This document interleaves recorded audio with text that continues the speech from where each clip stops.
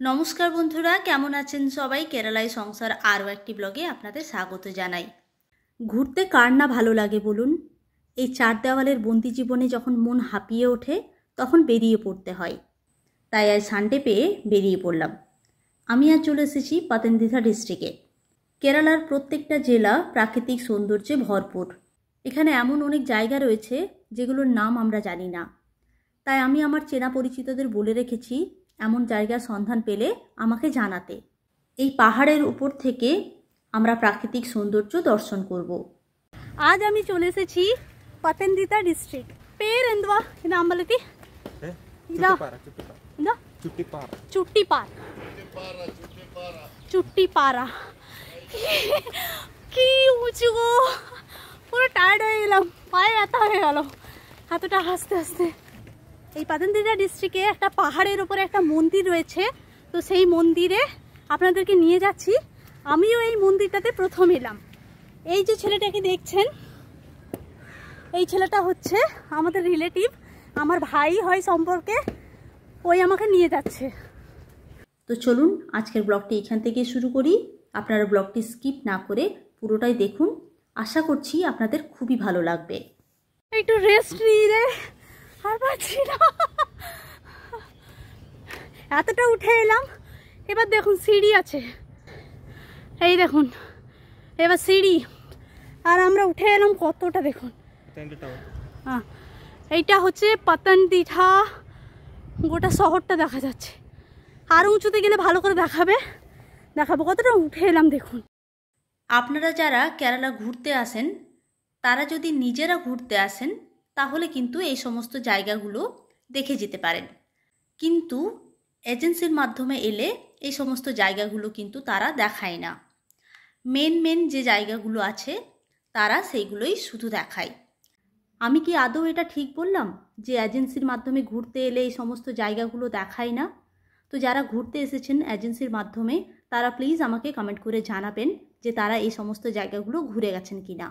চলুন আপনাদের বলে দিই এখানে কিভাবে ঘুরতে আসবেন। এখানকার জায়গাগুলোর নাম একটু বিদঘুটে টাইপের, তাই স্ক্রিনের মধ্যে আপনাদেরকে জায়গাগুলোর নাম লিখে দেব। যারা কোচি থেকে আসবেন তারা কোচি টু পাতানামদিথা ডাইরেক্ট বাস পেয়ে যাবেন। কেএসআরটিসি বা প্রাইভেট প্রচুর বাস রয়েছে। পাতানামদিথা বাস স্ট্যান্ডে নামবেন, তারপর সেখানে অটো নেবেন, আর অটোকে বলবেন যে চুটিপাড়া যাবেন। আর যারা তিরুবনন্তপুরম বা টিবান্ড্রম থেকে আসতে চান তারা তিরুবনন্তপুরম সেন্ট্রাল বাস স্ট্যান্ড থেকে পাতানামদিথা ডাইরেক্ট কেএসআরটিসির বাস ধরবেন। এখানে আসতে সময় লাগবে 5 থেকে 6 ঘন্টা। আর আপনারা যদি ট্রেনে আসতে চান কোচি বা টিবান্ড্রম থেকে, তাহলে আপনাদেরকে চ্যাঙ্গানুর রেলওয়ে স্টেশনে নামতে হবে, আর সেখান থেকে আপনাদেরকে বাস ধরতে হবে পাতানদিথার। সেক্ষেত্রে আপনারা প্রাইভেট এবং কেএসআরটিসির ডাইরেক্ট বাস পেয়ে যাবেন।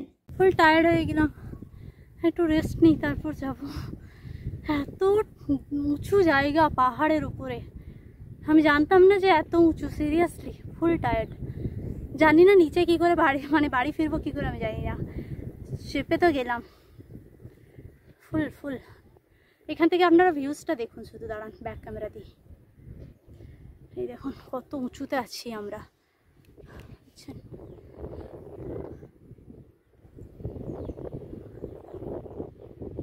পুরো শহরটা দেখা যাচ্ছে।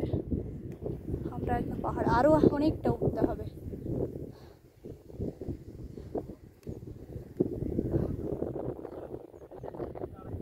চলুন, আর বসে কাজ নেই, এবার দুগ্গা বলে বাকিটা উতরাই। কি যে ভালো লাগছে আপনাদেরকে ভাষা দিয়ে বোঝাতে পারবো না। উঠতে একটু কষ্ট হয়েছে, তা হোক, কষ্ট করলে কেষ্ট মেলে। কষ্ট করে না এলে এত ভালো কি ভিউজ দেখতে পেতাম, কি বলেন? আজকে এই ভাইটা হচ্ছে আমার guide, tour guide. My god, how people go there so. শাশুড়ি মায়ের 5 থেকে 6 বার ফোন করা হয়ে গেছে, বারবার এক কথাই বলছেন খুব সাবধানে উঠতে। তবে এখন কি করেছে জানেন তো, এই পাথরগুলোকে কেটে কেটে সিঁড়ির মতো করে দিয়েছে, যার কারণে স্লিপ করার ভয় নেই।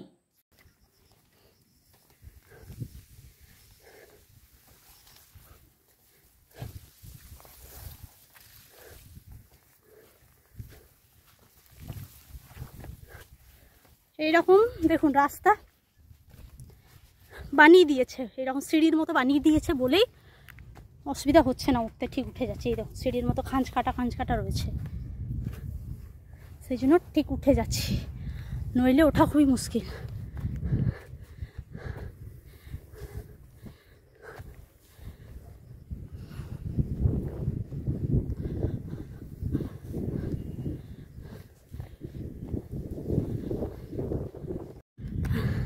উঠে গেলাম, আর একটু আছে। বাপরে টায়ার্ড হয়ে গেলাম সিরিয়াসলি। আজকে অনেকগুলো ব্লগ নেওয়ার প্ল্যান আছে, দেখা যাক কতটা কি করতে পারছি।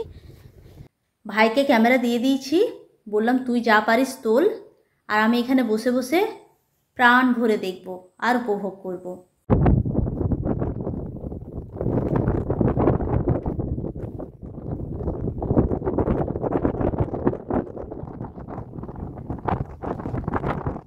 এখানে যে ছোট্ট মন্দিরটি রয়েছে, এই মন্দিরটি কিন্তু মেন আকর্ষণ নয়। এই পাহাড়ের উপরে চড়ে প্রাকৃতিক সৌন্দর্য উপভোগ করার জন্য বহু মানুষ এখানে আসেন।